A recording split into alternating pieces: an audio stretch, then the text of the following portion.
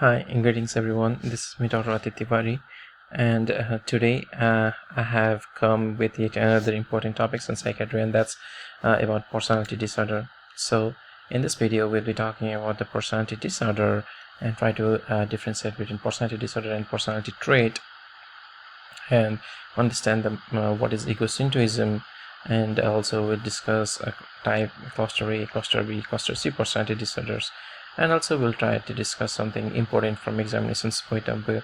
And remember, my video is for USMLE, PLAB and NCLEX preparing students, and I hope after you go through this video you will be able to solve 80 to 90% of the questions in USMLE step 1, 2 from these topics, okay, mostly in step 1 and also in NCLEX and definitely in PLAB too. So moving ahead, as I say always in my all the videos, that if you feel the speed of the video is slow, you can always increase the speed in YouTube. So now let's proceed. Before starting about this personality disorders, let's see what is personality. Personality is how each of us, or how an individual thinks and behaves, okay, thinks, behaves and feel. So that is his personality, okay, for most of the time. So now so that personality of an individual we can also call his personality trait, okay, that is specifically we can call his personality trait. He falls under certain personality trait. So when we say personality trait, that means it is non-pathogenic, not non-pathologic, that is, and which means his personality is not impairing his daily functioning or is not causing any distress in his normal life. So that is what we call normal personality trait. The personality of an individual which is non-pathologic means which is not causing any distress or which is not impairing the normal functioning of life, then that personality we call as a normal or non-pathologic personality trait of an individual. But now we'll be talking about personality disorders. So when we say personality disorder, there must be some disorder, right? So when we say personality disorder, we have to understand that when the personality is inflexible, when the personality of an individual is inflexible, maladaptive, pathologic or rigid, then in that case that can lead to distress or impaired functioning, normal functioning of life gets impaired, then we call that personality we categorize that personality as a personality disorder, okay.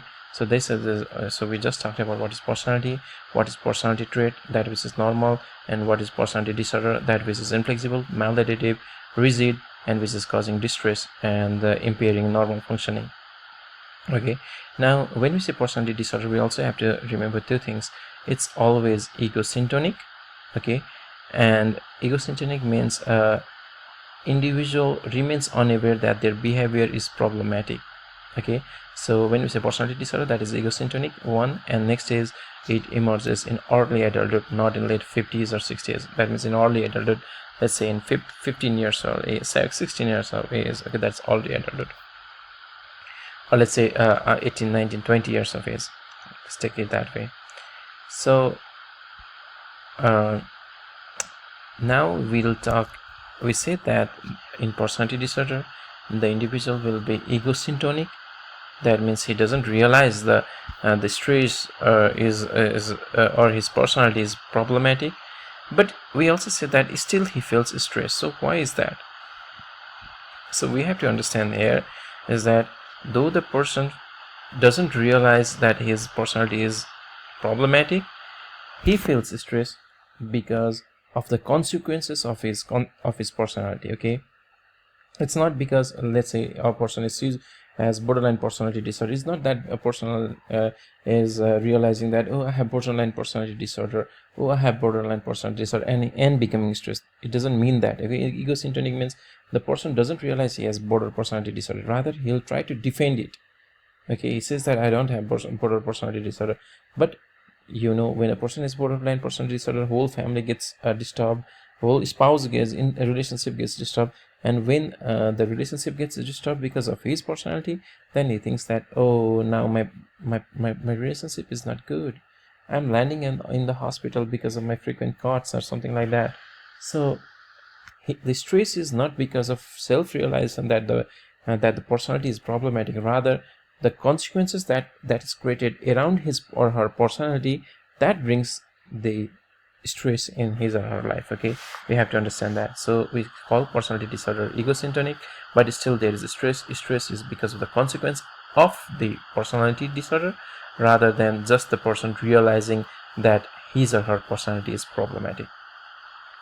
So here are a few other examples. In paranoid personality disorder, the person believes, I'm just cautious, everyone is out to get to me. So he and so no internal distress about the suspiciousness, that is egocentric, but others withdraw and the person ends up socially isolated, real life functional impairment. So what we mean is that in paranoid personality disorder, he says that he often tries to avoid every relationship, right? So now he becomes stressed because there are no people to talk to him. There's no people with whom he can share his emotions. So because of that, he gets stressed. But he doesn't realize that is because of his personality. Rather, he says that he justifies that, oh, it's not my problem, I was just trying to become cautious. I think everyone is trying to get to me, so that's why I was being cautious. But I want the people to talk to me. Oh, I'm getting stressed, I don't have anyone whom I can share my emotions with. Okay, so it's something like that. Now let's say borderline personality disorder. The person thinks their intense emotions are valid. I just feel everything deeply. Here the relationships are chaotic, they self-harm, life becomes unstable, external distress and impairment. So again, in borderline personality disorder, the people will cut, they will have a chaotic relationship, they will have the self-harm, life becomes unstable. So this is their stressors in their life, but they don't realize that is because of their personality. Rather, they try to defend their personality, saying that, oh no, I just feel everything deeply, it's not my problem, I'm just emotional, so that's why it's happening. Okay, so that's egocentrism. Similarly, you can read about obsessive compulsive disorder too. They just believe that perfection is necessary, order equals success, and so they are not blaming that personality. Rather, now since they are having this rigid personality, so the co-workers are not happy with them, and that brings the stresses in their life. Now till now we learned what is personality, what is personality trait, what is personality disorder, what is egocentrism, and a few examples of what is egocentrism and what are stresses in this personality disorder. Now we'll try to categorize the personality disorder in three clusters. That's cluster A is weird, cluster B is wild, cluster C is worried. Okay. When we say weird, on the people often will be odd or eccentric behavior. That's meaning weird. Okay, and they have difficulty maintaining meaningful social relationship. However, there won't be any psychosis present, and it's somewhat genetically linked to schizophrenia.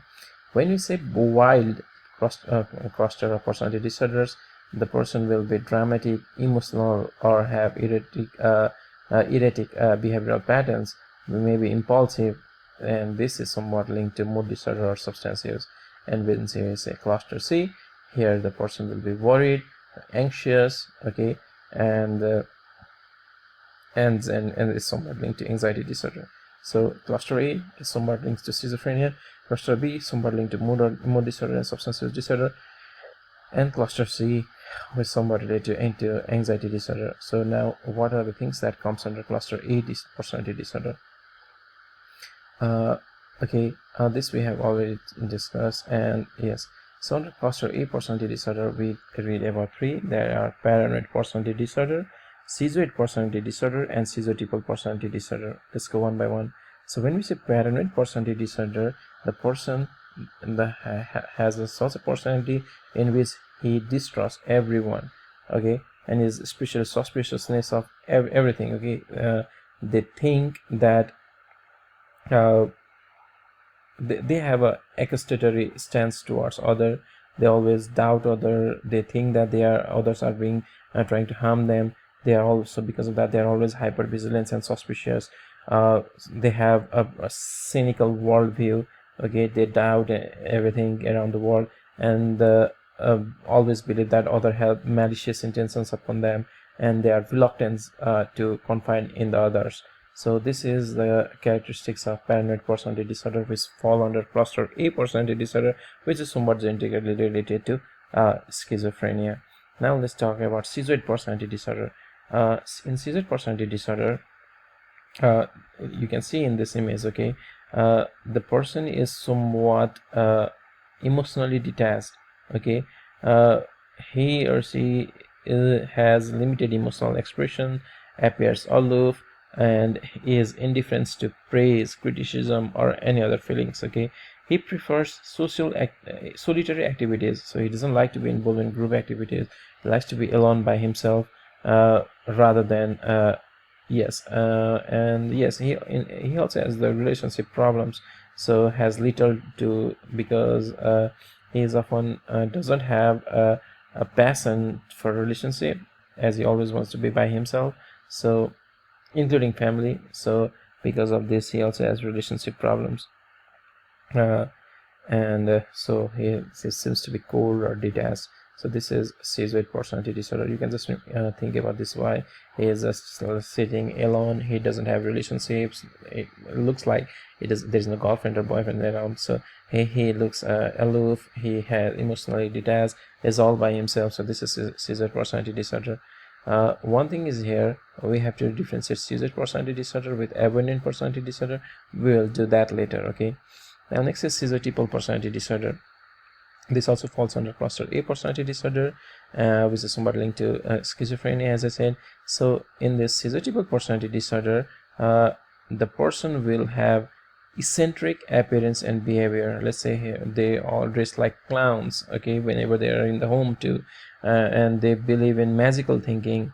They have interpersonal awkwardness, difficult to communicate with others, ideas of reference. They have unusual perceptual experience. They think, oh, the god, I can see the god, something like that. And they have paranoid ideation. Okay, they also feel paranoid with different scenarios. So this is schizotypal personality disorder. They fall under schizophrenia spectrum of diseases, but not well diagnosed schizophrenia. There is no so yes, this is schizotypal personality disorder. So we read in cluster A personality disorder, one is paranoid personality disorder, next is schizoid personality disorder, and next was schizotypal personality disorder. The schizotypal matches more like schizophrenia, but is not diagnosed as schizophrenia. It's personality. Okay. One more thing, when we say schizoid personality disorder, it's like they are like, I don't want a relationship, I want to be alone.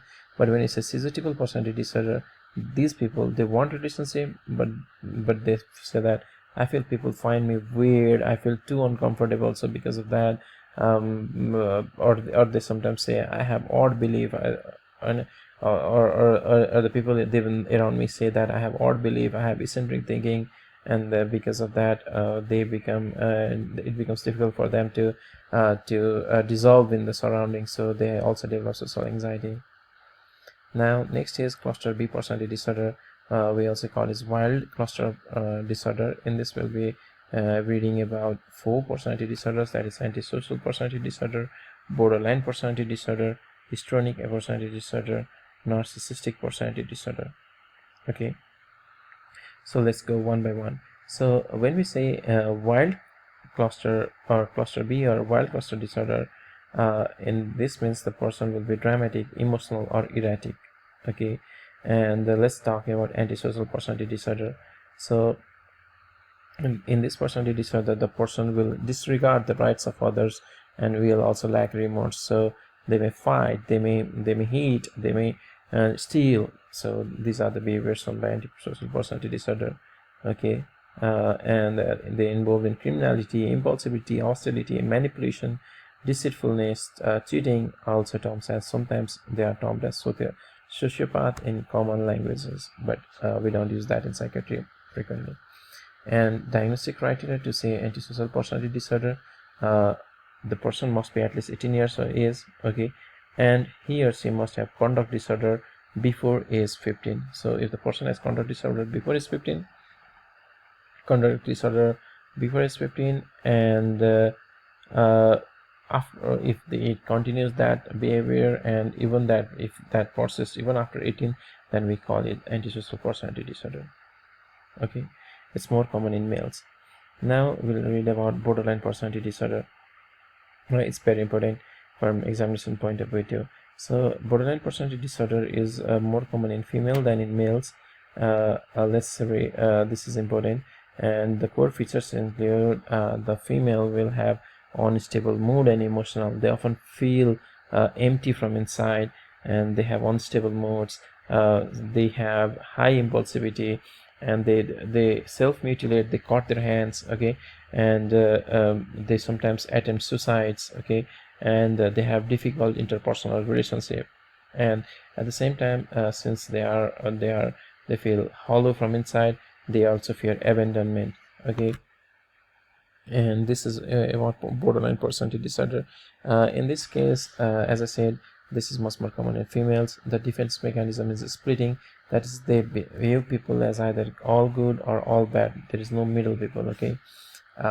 And splitting we call is as a defense mechanism in borderline personality disorder. So whenever they are in crisis, let's say they are in peak of the borderline personality disorder, and because of that they are in the quarrel and they are in distress, and in that plane, if they split the things, then they think that, okay, this person is entirely good, now I have to focus on this person. This person is bad, I don't like this person. So they start thinking that way. So the brain helps in develops splitting as a defense mechanism to just cut down the stressors, because even if they have if they could not split the things between pure good and pure bad, and then if they see it as a generalized as a normal person, then they have much more thing to stress about. So rather the brain adopts splitting defense mechanism in which they cut down the stressors, and they think, okay, these are the pure good ones, so they focus on half the stressors, or let's say half the things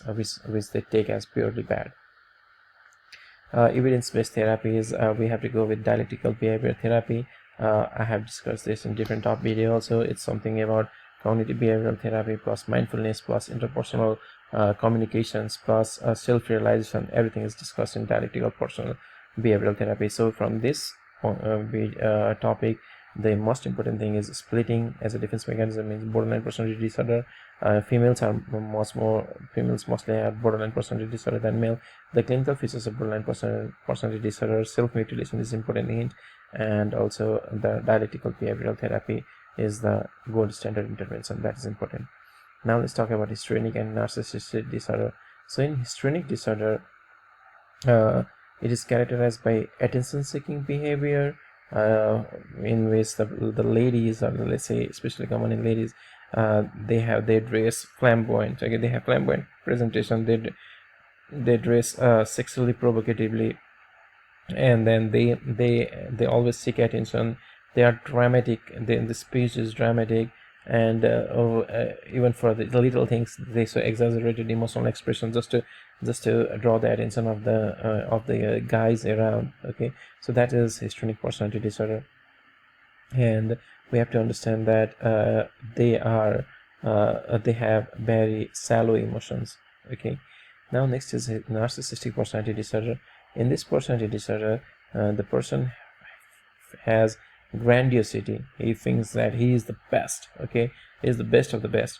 He has sense of entitlement, lacks empathy. So because of this, he starts talking rubbish about other people just to feel himself good or best. Okay, he requires admiration from all the people around him. Okay, even if someone reacts a little to or criticizes him a little, he will deal with them with defense or rage or anger. Okay, so he has also fragile self-esteem and is envious of others. So these are the personality or characters of narcissistic personality disorder. Now let's talk in third about the cluster C personality disorder, which is somewhat linked to anxiety. Okay, so in cluster C personality disorder, the worried cluster, the person will be anxious and fearful. Okay, and we discuss here about avoidant personality disorder, obsessive compulsive personality disorder, dependent personality disorder. Okay, now let's read about abandoned personality disorder. In abandoned personality disorder, we have to remember that the person is hypersensitive to rejection and criticism. Okay, so because of that, uh, they try to avoid the people. Just thinking that, oh, what if he rejects me, what if he breaks up with me, I'll be broken.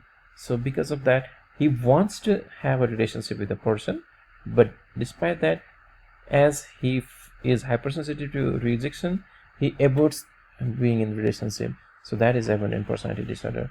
This we have to differentiate from schizoid personality disorder, in which the person doesn't like relationship at all. It's not fear of rejection, it's just he doesn't like relationship at all. That is schizoid personality disorder. But when you say abandoned personality disorder, he wants to be loved, he wants friendship, but everything, but at the same time he is hypersensitive to rejection. He doesn't build relationship. Okay, so that is abandoned personality disorder. He have as feelings of inadequacy inside. Okay, but he desires relationship. And yeah, and sometimes this evident personality disorder, this type of people don't even take the let's say jobs in which there will be interpersonal contact. Okay, this is important too. Rather they like to do security job, something like that, or IT job at home, something like that. Okay, next we're talking about obsessive compulsive personality disorder. Before going into this personality disorder, let me say it clearly. We are talking about obsessive compulsive personality disorder, not obsessive compulsive disease. Okay, obsessive compulsive personality disorder is egocentrism, that is the behavioral is consistent with one's belief, that is he or she doesn't feel his behavior is problematic.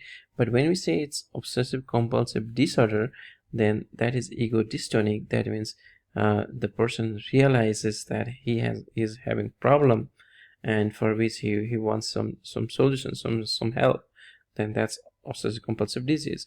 But when we say obsessive compulsive personality disorder, it's rather inbuilt in his personality, and it's ego syntonic. So that means that the person doesn't find his behavior problematic. And yes, this type of people will always try to put the things into order, will always be following perfectionism, and will like to put the things in control. And they are excessive. These are the clinical presentation. They are excessively devotion to work and productivity, inflexibility about morality and values, because they want everything in perfect order or perfectly. Okay, so if you try to be flexible in morality or values, then there may be problems. So they don't like to compromise in this. So they are reluctant to delegate tasks. They want to do by themselves rather than giving the tasks to their subordinates, simply because they think that they will not follow the order, and because of that the things won't be in perfection, and that will give them a feeling of dissatisfaction. Okay, that's because of their personality. And so because of that, they have to spend a lot of times, and they are often rigid and stubborn. So this is obsessive compulsive personality disorder. It's personality disorder. Okay, but if we have to say obsessive compulsive disease, then in that insight is present, person tries to seek help, and that is hence called ego dystonic. But here we say it's ego syntonic because it is personality disorder. Now next we'll be talking about dependent personality disorder. In this, the person will be clingy, somewhat clingy. He needs excessive support, excessive reassurance from others. He is always submissive in nature, and he cannot take his own decision, and always seek for advice. Okay, he has very low self-esteem, low self-confidence, and feels helpless when he is alone. And whenever he or she is in certain relationship, even though the relationship is abusive, if it's abusive, they still will be in that relationship because they just fear that they won't be able to deal with life by themselves. Rather they choose the abusiveness in their relationship. Okay. And yes, and also once the relationship ends, they do not wait, they immediately become or accept another relationship. It's simply because they are too dependent for in others. They can't take their own take the decision or the confidence or command of their own life. Okay. Yes, so these are the things we studied today. Okay, I think this was the last personality disorder that I wanted to discuss here. So briefly, we talked about what is personality trait, what is personality disorder, what is ego synchronism, what is ego dystonism, what is cluster A personality disorder, cluster B personality disorder, cluster C personality disorder. We talked about schizoid personality disorder, schizotypal personality disorder, paranoid personality disorder, cluster A, which was linked to somewhat schizophrenia. We talked about cluster B personality disorder, in which we talked about antisocial personality disorder. We talked about narcissistic personality disorder, histrionic personality disorder, and borderline personality disorder. Similarly, in third, we talked about cluster C personality disorder, in which we talked about abandoned personality disorder. We tried to differentiate it with schizoid personality disorder, in which schizoid personality disorder doesn't want relationship, but abandoned want relationship, but it's just because of fear of because since they are hypersensitive to rejection, they don't make the relationship easily. We try to differentiate this way with schizoid personality disorder. Okay, so we talked about in cluster C, we talked about abandoned personality disorder, obsessive compulsive personality disorder. We try to understand the difference between obsessive compulsive personality disorder and obsessive compulsive disorder. And lastly, we talked about dependent personality disorder. I'm so hopeful that with this you will be able to solve almost 80 to 90% of all the questions that comes from this topic in your competitive examinations of USMLE, NCLEX or PLAB or MCAT or whatever it be. And if you find this video helpful, please like, share and subscribe. And if you're trying to do this again 16 time in the future, just increase the speed in YouTube so that you can make the best utilization of your time. Okay, see you in the next video. Bye, take care.